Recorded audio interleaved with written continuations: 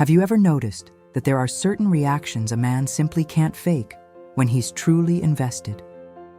I'm Naira Elowin, and today you might realize that the truth doesn't live in his words, but in the signs he can't control. In this video, you'll discover the 7 behaviors a man reveals unintentionally, and how each of them exposes what he feels, even when he tries to hide it. The involuntary laugh that escapes when even pain becomes light near you.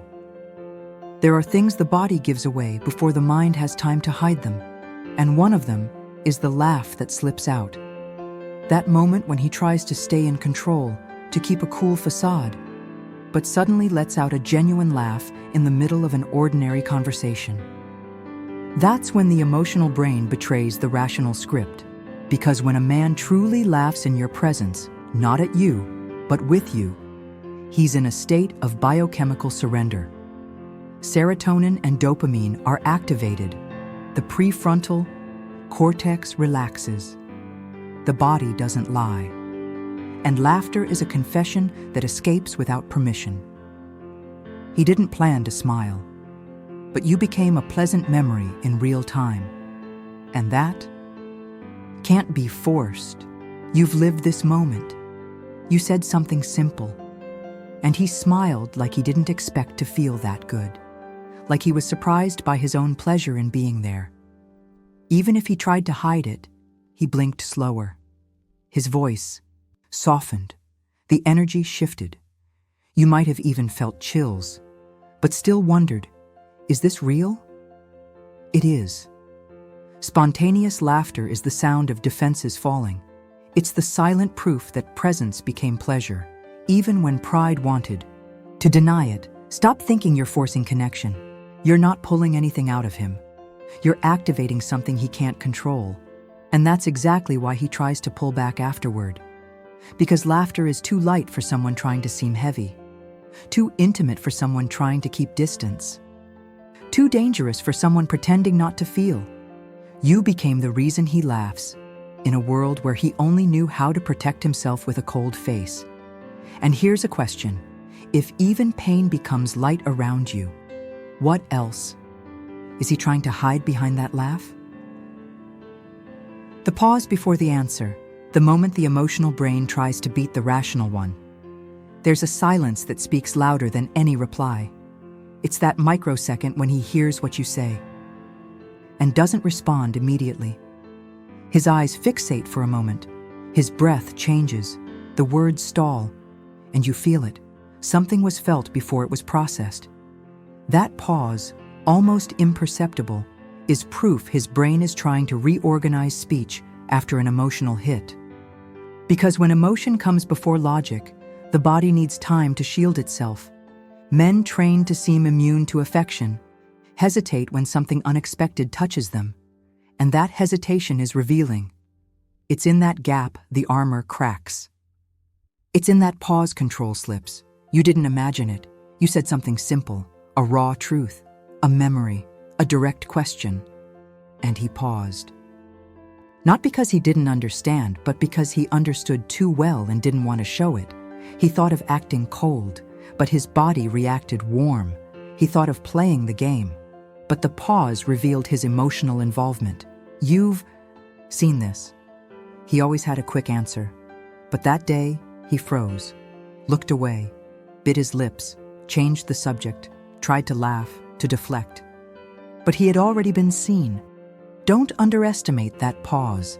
It's more honest than 1,000 promises, because someone in control responds fast, but someone who feels takes time. Stop chasing the perfect words. Observe the time between what you say and what he can't hide. In that silent second, the emotional tries to take over the rational. That's where the body begins to speak, even if the mouth tries to deny it. If he overthinks before answering, it's because he felt it before thinking. And maybe the real question is, that silence between words, is he trying to push you away or trying not to give in? Overcompensation. When he tries to teach or act superior to disguise his emotional involvement. Some men, when they start feeling too much, pretend to know more. He doesn't confess. He gives you a lesson, corrects your views, questions your choices, tells you how you should feel. And you wonder, why this sudden superiority now? It's overcompensation. A disguise the male ego puts on when affection starts to destabilize his persona. He doesn't want to look vulnerable, so he tries to look indispensable. But behind this emotional mentor act is a very real fear. The fear of losing control over his image. Because if he admits he's affected, he stops looking invincible. You've lived this. You shared a personal insecurity, and instead of support, he turned into a judge, tried to fix you, made it seem like your pain was dramatic, like your vulnerability was too much, and ended with, you just need to love yourself more. But he wasn't trying to help. He was trying to protect himself, because deep down, he felt it, and felt it hard, and didn't know how to handle it. When he's teaching you, it's not always wisdom. Sometimes it's fear disguised as control, attachment that doesn't know how to express itself, so it hides behind criticism. Stop feeling inferior. He's not superior. He's emotionally panicking and acting wise because being honest would leave him too exposed. You're not a student in his emotional classroom. You're not here to be shaped by someone who never allowed themselves to feel. He doesn't know how to handle his feelings, so he tries to minimize yours. And here's the unspoken question he won't say out loud. If I devalue you just a little, maybe I'll care a little less. Sensitivity to your opinion, when he overreacts to what you say or think. There comes a time when your opinion weighs more than he'd like to admit. You say something small, and he reacts as if it's an attack. A light comment turns into drama. A casual remark becomes a provocation. It's not random. It's wounded ego, not from disinterest, but from how much you actually matter. Because when you start to matter, everything you say gains weight. And for a man who tried to stay distant, that's threatening. He feels, but doesn't want, you to see. So he overreacts, raises his tone, shuts down, makes a joke to deflect, or stays silent, but the energy shifts. You weren't aggressive, you were honest. But he felt judged. Because when a man is emotionally involved, he doesn't want to disappoint. And ironically, in trying to hide that he cares, he reveals just how much he does. You've seen this. You said he disappeared, and he called you controlling. He said you were demanding. But what really hurt was realizing your absence now matters. This hypersensitivity to your opinion is a sign he's already put you on a pedestal he won't admit to. He seeks your validation even when he claims he doesn't need it. And every time you disappoint him, even unintentionally, he reacts like he's lost something valuable. Stop feeling guilty for being honest. You're not attacking. You're simply existing with clarity. And clarity always scares those who are used to gray zones. He's not bothered by what you think. He's bothered by the power it has over him.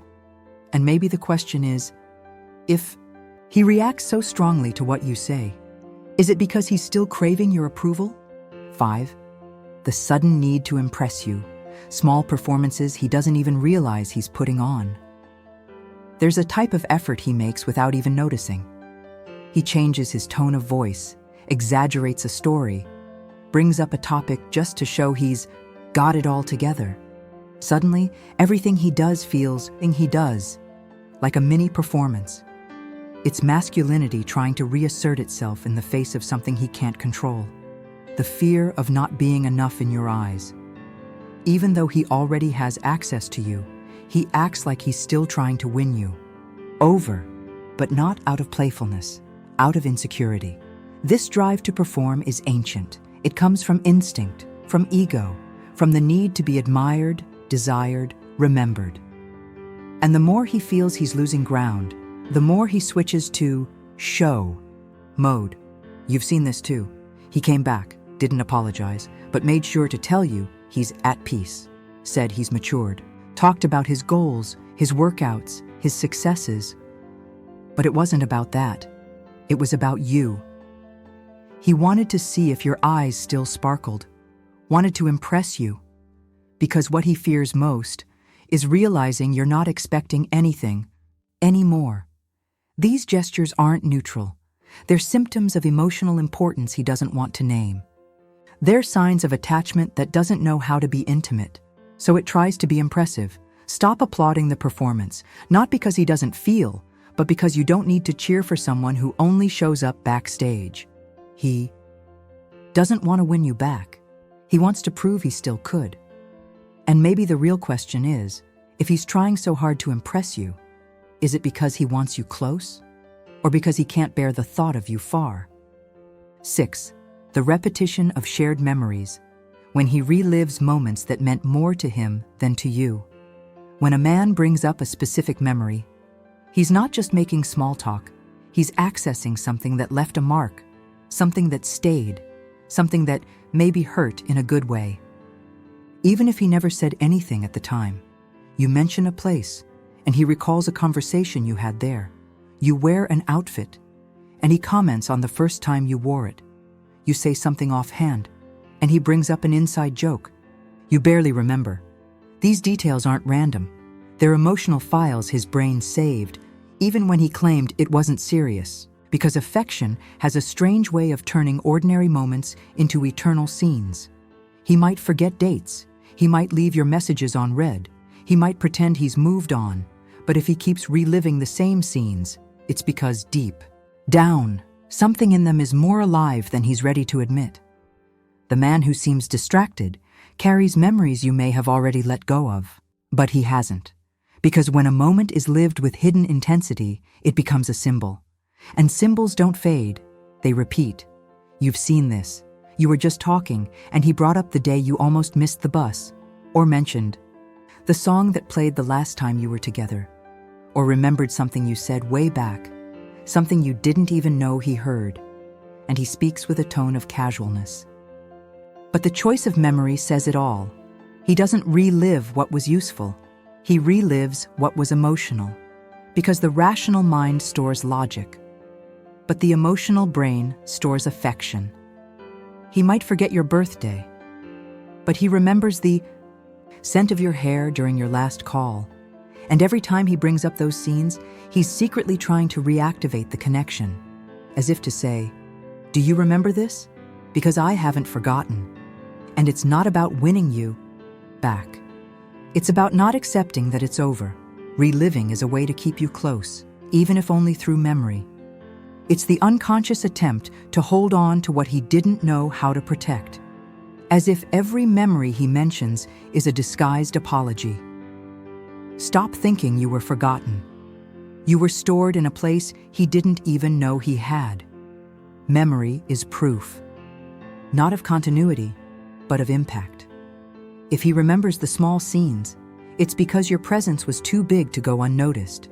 And maybe the question is, if he keeps repeating those memories, is it because they ended, or because he can't move on without them?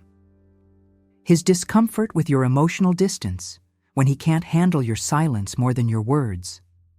Sometimes, what destabilizes a man the most isn't what you say. It's what you no longer say. It's the silence that takes the place of your replies. It's the absence that doesn't make noise, but weighs on every attempt he makes to pretend he doesn't care. He handled your texts. He even handled your confrontations. But what he can't handle is your peace, because your peace screams. It says, without a word, that you no longer depend on his validation. And that is unbearable for someone who always counted on your guaranteed presence. The male attachment system is triggered not only by contact, but especially by lack. When you stop asking, he starts questioning. When you stop reacting, he starts watching. He checks if you're online, notices if you saw the message but didn't reply, watches your stories, even if he pretends not to. You've seen this. He disappeared. You respected the silence. Then suddenly, he reappeared. No apology, just a casual, "Hey, how are you?" As if your whole world hadn't flipped upside down. But his discomfort wasn't about your absence. It was about what your absence did to his ego. Because while you cried, trying to understand what you did wrong, he still thought he had you. When he realized he didn't anymore, he couldn't handle it. And that discomfort showed up. Not as anger, but as restlessness, like someone who lost something valuable but doesn't know how to name it. Stop thinking he doesn't care. He does, but in the only way he knows, through distance and control. And your silence disrupts that logic. Because when he realizes you're no longer available, his emotional system goes into silent collapse. Your absence becomes noise. Your calm becomes a threat. You didn't scream, didn't beg, didn't explain. You just disappeared, and suddenly, you became irreplaceable. And maybe the question he'll never ask you is this: how could you stay silent, right when I started missing you? Right. The collapse of logic, when he starts acting against his own rational script without noticing. There's a moment when his words start to contradict themselves. He says he's fine, but reaches out. Says he doesn't miss you, but tracks your every move. Pretends he's moved on, but shows up when your silence stretches. That dissonance is no accident. It's the heart pushing against logic. It's emotion leaking through the cracks of a script that's trying to be rational, but can't hold anymore. The man who once had quick answers starts stumbling over them. He says you're just friends, but gets jealous of your new connection. Says he doesn't want anything serious, but reacts like he's been betrayed when you pull away. Says he's not the relationship type, but calls you when he's drunk. This collapse of logic is the final stage of emotional denial, when he can no longer pretend he's in control, but also doesn't know how to admit what he feels. So he acts against his own script, contradicts himself, goes back on what seemed like final decisions. You've seen this. He ended things, said it was for the best, said he needed space, time, focus. But less than a week later, he reappeared. With compliments, with subtle provocations, with that look of regret, but no courage to say it out loud. And in the middle of it all, you start doubting your own sanity. Because he's cold one day, almost romantic the next, pushes you away, then pulls you back, rejects and suggests. And you're left wondering what's real. The answer? What he lives is real, not what he says.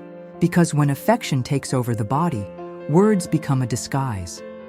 And no matter how much he tries to maintain the act of a detached man, the truth lives in the contradiction. He can say you're just another one, but he wouldn't act this way if you were. He can claim he feels nothing, but he wouldn't call late at night if he didn't. He can swear he doesn't want you back, but he wouldn't ask about you through mutual friends. Wouldn't be bothered by your distance. Wouldn't insist on keeping in touch just to see how you're doing. Stop looking for coherence where only inner conflict exists. He's emotionally triggered. And that shatters any rational character he built. You're not confused because you're weak. You're confused because you're dealing with someone in denial, someone who feels more than they're ready to admit, even to themselves. He's not confusing you on purpose. He's confused by his own feelings, and you've become the mirror for them. And maybe the question you need to ask is this: if he can't stick to his own script, is it because he's lying to you? Or trying to hide the truth from himself? If he came back today, would you listen to what he says? Or would you pay attention to what he can no longer hide? Because in the end, it's not about what he says. It's about what his body gives away when you walk into the room. And more importantly, about what you choose to do once you realize he feels something, but doesn't have the strength to follow through. If this truth stirred something inside you, click subscribe so you don't miss the next wound that might not soothe, but could set you free. And tell me in the comments, which of these reactions have you noticed in silence? And if you still lack clarity to break the cycle, watch the video that's now on your screen. It continues this path, back to yourself.